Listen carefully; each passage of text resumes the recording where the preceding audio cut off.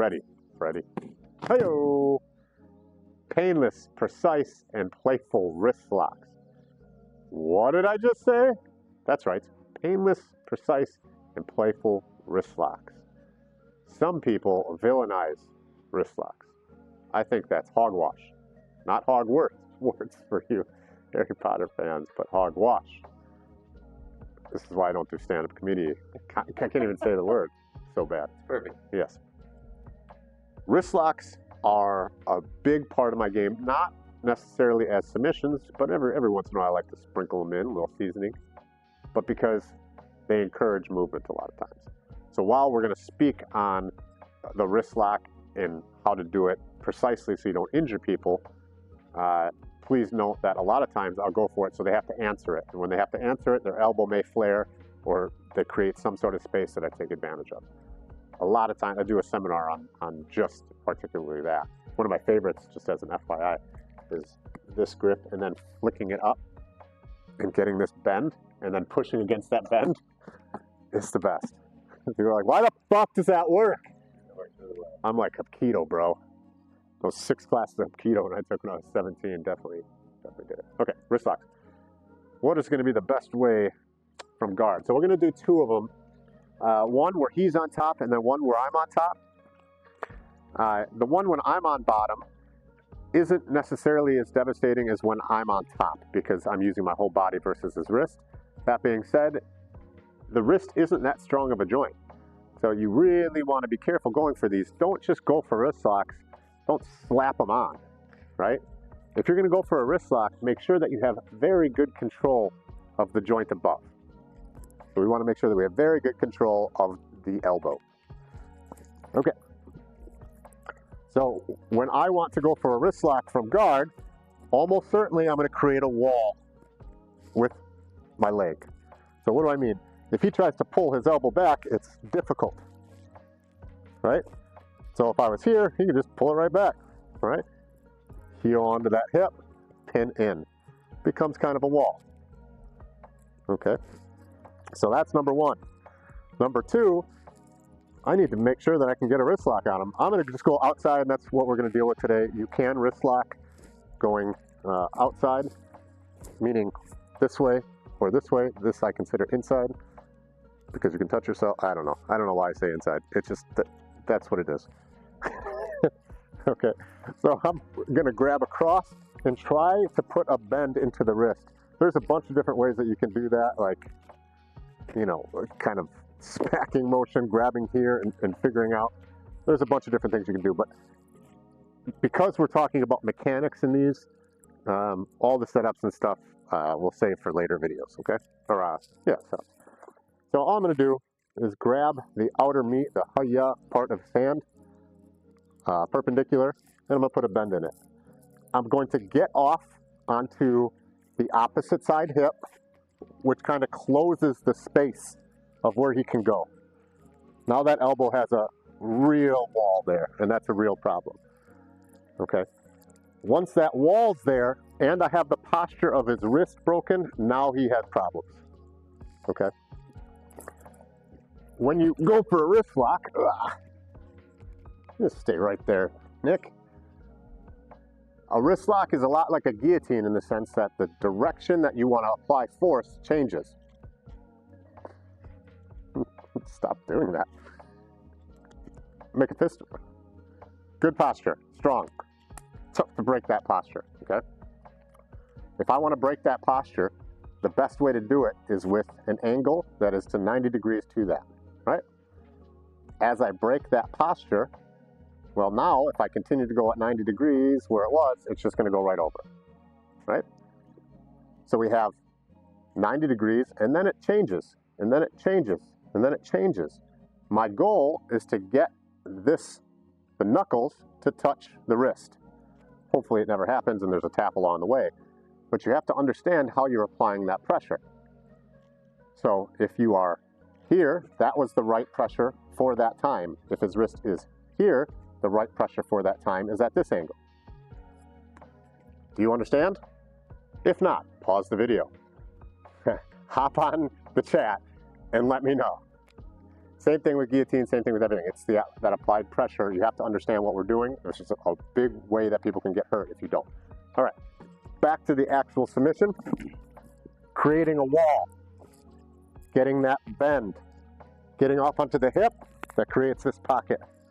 Now I have to understand how I'm applying pressure. Normally I'll just cover both. Should we switch angles? Yeah, sure, why not? Just right like 45. Yeah. Wall, right? Attach with the legs, attach with the arms. He can't go anywhere here. He's got a nice wall. Once I have this broken, I don't need to go, I don't need to just pull on it. All I need to do is gently apply pressure in the direction that I know it needs to go. Okay?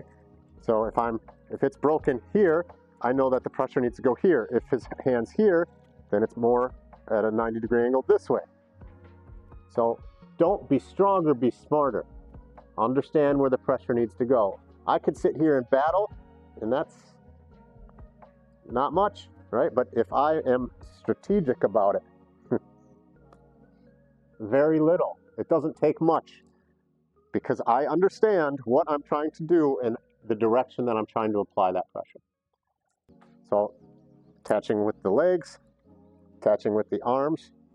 You can still apply pressure with your hips by going up as long as you keep your arms in. But on wrist locks, because it's arms versus a wrist, honestly, I don't do that. I go very slow with my arms. Okay, but if you were a real asshole, you could be here and you could hip as you're bringing this back. But you are part of this community, so I know you're not an asshole. Unless this was in the streets with a Z, you don't need to do that. Okay? Now, this is going to be a longer video, isn't it? That's all right. That's all right. Painless precise wrist locks, you need a little bit more time. From on top, everything's going to be the same in that we have to understand how we're applying weight. However, it's a little bit trickier. It's kind of easy to understand how I apply weight with a hand, right? But I have to understand that with a chest now from what we're going to do next.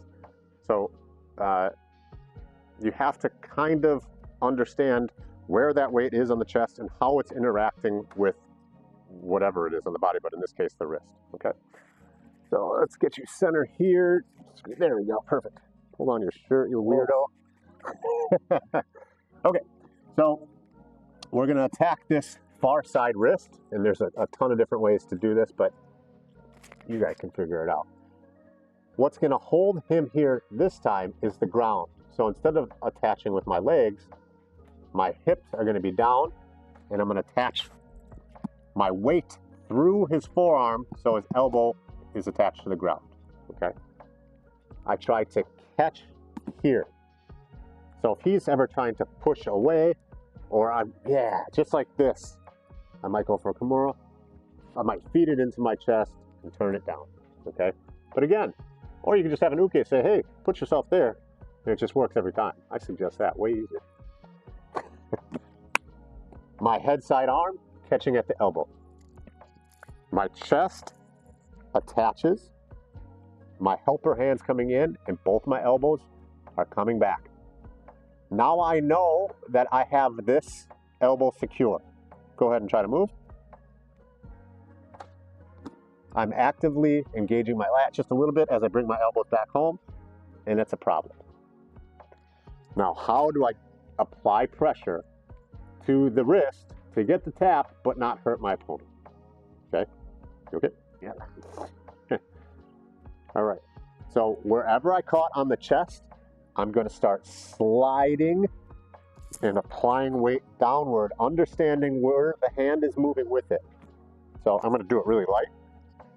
So I'm going to slide forward. That was supposed to be really light, sorry. Let's see if I can do it even lighter. So here, sliding forward, and look at the angle. Because I'm holding that elbow and it can't move, the wrist has nowhere to go. This forearm isn't going to break, so all the weight here is getting bent. Okay? Of course I go on that. He's got tape on it and shit. This is the one we're attacking today, bro. All right, so trapping, grab, make sure that there's weight through the forearm, nailing it to the ground. Once you're here, go slow. If you miss it, who cares? We don't want to injure our training partners. Okay? But most likely, as you add weight to it and you change the angle of the forearm, the wrist has nowhere to go and you're going to get attacked. Okay? So we're controlling that joint above, like we do in a lot, but we're not attaching our legs on this one. We're letting the ground do the work. And we're attaching our arms, bringing those elbows back home. Wrist can be done in a playful way. Wrist can be done, it's not a bad submission. Don't let anybody fucking tell you it is. Okay? But you do have to be careful because it's a little joint. Okay? On that note, painless and precise wrist locks.